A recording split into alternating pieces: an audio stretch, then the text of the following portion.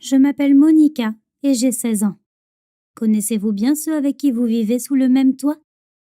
Savez-vous ce que vos proches aiment? Quand reviennent-ils du travail? Quel est leur plat préféré? Et surtout, que font-ils pendant que vous dormez? J'ai tellement fait confiance à mes proches que j'ai dû y laisser ma santé et mon bonheur à cause de cela. Maintenant, j'ai honte de raconter cette histoire, mais j'espère que j'obtiendrai de bons conseils et un soutien ici. J'ai grandi avec mon père. Je me souviens à peine de ma mère. Elle est morte quand j'avais environ 4 ans. Parfois, ses mains tremblantes et son air perdu me viennent à l'esprit. J'ai un souvenir très vif de ma mère. Un jour, elle est devenue hystérique et s'est attaquée à la collection de poupées de mon père et a commencé à leur arracher les jambes et la tête. Oh, qu'est-ce qu'elle nous a fait peur à mon père et à moi! C'était probablement à cause de sa maladie dont j'ai aussi hérité. Heureusement, je prends des médicaments et je n'ai pas de crise. J'ai seulement des vertiges de temps en temps. Oui, mon père a une grande collection de poupées. Il en a des centaines, peut-être même des milliers. Tu crois que j'ai de la chance? Que j'ai eu beaucoup de jouets quand j'étais enfant? Bien sûr que non. Il ne m'a pas laissé faire un pas vers son trésor. Parfois, j'avais l'impression qu'il aimait les poupées plus que moi. Mais j'ai compris que c'était juste de la jalousie. C'est un homme et un père génial. Il a dépensé beaucoup d'argent pour mon traitement. En plus, il cuisinait très bien. 3 fois par semaine, il nous organisait un dîner fantastique avec du poulet croustillant fait maison, de la pizza et des hamburgers. Il faisait même des gâteaux pour moi. Quel autre père peut se vanter de tels exploits culinaires? Mais existe-t-il vraiment des pères parfaits? Bien sûr, il avait ses propres défauts. Mon père ne me donnait jamais d'argent de poche et ne m'achetait que très rarement des vêtements. Ma garde-robe n'avait pas été modernisée depuis des années. Je portais des pantalons minables, des chemises trop courtes et des pulls détendus. Parfois, je devais porter les vêtements démodés de ma mère, qui n'étaient évidemment pas à ma taille. Je m'habillais de façon si ridicule. Si à la fin de l'école, on pouvait gagner le prix de la plus grande risée de l'école, alors j'aurais certainement gagné. Je regardais avec envie les vêtements de mes camarades de classe, qui avaient l'air si neufs. Quand j'étais à l'école primaire, j'ai même volé la veste de ma camarade de classe. Elle était si brillante et si élégante que je n'ai pas pu résister. Évidemment, le lendemain, j'ai dû écouter le discours de mon père sur la moralité, m'excuser auprès de sa propriétaire et lui rendre cette magnifique chose. Mes camarades de classe se souviennent encore de cette histoire et essaient de m'éviter. J'entends juste leurs blagues disant que maintenant je vole des vêtements aux sans-abri. Très drôle. De toute façon, à cause de la cupidité de mon père, je n'ai pas un seul ami et j'ai une réputation très douteuse à l'école. Parfois, je me sentais offensée par mon père. Comment pouvait-il dépenser autant d'argent pour ses poupées sans acheter de beaux vêtements à sa fille unique? Que me manquait-il? Mes cheveux sont-ils trop naturels? Est-ce que je parle beaucoup trop? J'étais tellement agacée par ces jouets. Toutes ces fichues poupées étaient partout. Certaines pièces en étaient remplies. Parfois, je me réveillais même avec des cheveux de poupée dans la bouche ou des rubans colorés dans mon lit. Comme j'étais stupide à l'époque. Si seulement j'avais su ce que mon père me faisait, je n'envierais pas les poupées. Parfois, nous ne voyons pas le monde dans son ensemble. Soit nous regardons tout dans des lunettes roses, soit nous le regardons dans le miroir. Le plus important est de s'arrêter à temps et de regarder les choses de manière réaliste. C'est ce que je ne savais pas faire. Mais une chose était sûre, je pouvais vivre une vie complètement différente, ne pas être un passe-temps aussi étrange dans la vie de mon père. J'ai essayé de ne pas y penser. J'ai essayé de ne pas pleurer quand il a acheté une perruque ou une robe à la vente aux enchères. J'étais trop timide pour lui demander une nouvelle veste ou un nouveau t-shirt. J'étais aussi constamment à la maison. Pas de cinéma, pas de café, pas de fête. Pour chaque demande d'avoir un peu d'argent, j'avais une réponse. Monica, tu es malade. À tout moment, tu peux perdre conscience. La vie normale d'adolescente n'est pas pour toi. C'était difficile à entendre, mais je savais qu'il avait raison. Je me sentais parfois si faible et étourdie. C'était comme si la terre s'enfonçait. Le monde entier tournait comme un manège enragé. Et ma bouche était sèche. La plupart du temps, cela se passait après avoir mangé, comme si j'avais beaucoup trop mangé. Je m'endormais rapidement et je me réveillais le matin toujours brisée et je détestais le monde.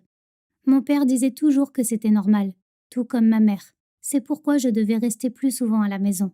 Mais bon sang, je voulais tellement passer plus de temps avec mes camarades.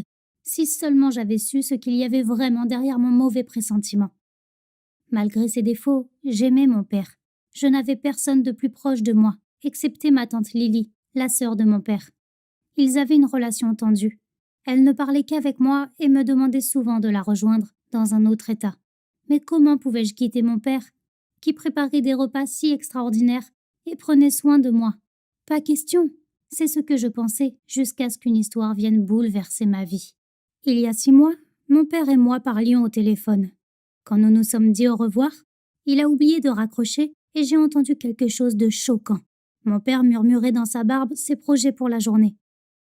Alors, acheter un poulet, des épices, réparer la voiture et passer à la pharmacie pour les tranquillisants de Monica.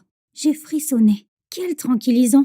J'ai soudain réalisé que je n'avais jamais vu les boîtes de mes médicaments. Mon père me donnait simplement quelques pilules avec mon dîner. Je décidai d'établir un plan. Il fallait que je vérifie si mon père me mentait. Peut-être ai-je cru qu'il avait parlé de tranquillisants. Peut-être était-ce un problème dans le réseau téléphonique. Au fond de moi, je savais que ce n'était pas une interférence sur la ligne ou dans mes oreilles. Je suis malade, bien sûr, mais mon audition est excellente. Mon père préparait quelque chose et j'ai dû faire une expérience d'investigation. Même si je voulais vraiment que ce soit une illusion ou un cauchemar qui serait bientôt terminé. Et c'est ce que j'ai fait. Quand je suis rentrée à la maison, j'ai fait semblant de ne rien avoir entendu. Pendant le dîner, je riais des blagues de papa, je parlais de mon école. J'ai même imité le fait de mâcher du poulet et de boire les pilules pour ma maladie avec de l'eau. Il semblait que mon père ne se doutait de rien. Après notre dîner, je suis allée dans ma chambre et j'ai fait semblant de dormir. Une demi-heure plus tard, mon père est venu dans ma chambre. J'ai senti ses doigts sur mon corps. Il a commencé à me poudrer les joues, à me mettre du rouge à lèvres sur ma bouche et à me maquiller les yeux. J'étais allongée dans ma chemise de nuit et je tremblais de terreur. Il a soudain soulevé ma tête et a jeté un tissu par-dessus. Je voulais crier et pleurer, mais je me tenais à peine. Je m'attendais au pire, mais j'ai senti qu'il me mettait une robe. La mousseline me grattait le corps, mais avec beaucoup de volonté. J'ai continué à faire semblant de dormir. J'ai décidé de continuer à regarder, ou plutôt à vivre le spectacle jusqu'à la fin. Mon père a commencé à me mettre des rubans dans les cheveux, en faisant des dialogues stupides sur le temps et la vie de poupée. Puis il m'a mis du thé chaud sur les lèvres et a étalé du gâteau à la crème sur mon visage. Il m'a murmuré à l'oreille, comme jamais auparavant. « Pourquoi es-tu si maladroite? Je vais t'essuyer avec une serviette. » Mon Dieu, quelle absurdité! Était-ce un rêve? Notre goûter a duré environ 2 heures. À la fin, il m'a démaquillée, a enlevé la robe et a quitté la pièce. Je n'ai pas pu fermer les yeux jusqu'au matin et j'ai été totalement horrifiée. L'homme avec qui je vivais dans la même maison et que j'appelais mon père était fou. Pour lui, je n'étais pas une fille, mais une poupée humaine dans sa collection, qu'il bourrait de tranquillisants. C'est donc de là que viennent mes maux de tête. De toute évidence, pas de l'épilepsie. Et si je n'étais pas du tout malade? Je ne pouvais pas rester plus longtemps dans ce théâtre de poupées, où il semblait que je jouais le rôle principal. Ce matin-là, mon père est allé travailler et j'ai appelé ma tante pour lui dire que je voulais venir la voir. Elle m'a envoyé de l'argent et je suis montée dans un bus. Pendant tout le trajet, j'ai pensé à ce que je lui dirais. Est-ce qu'elle me croirait? Ou appellerait-elle simplement les ambulanciers qui m'emmèneront dans un asile de fous? « Salut, c'est bien l'hôpital psychiatrique?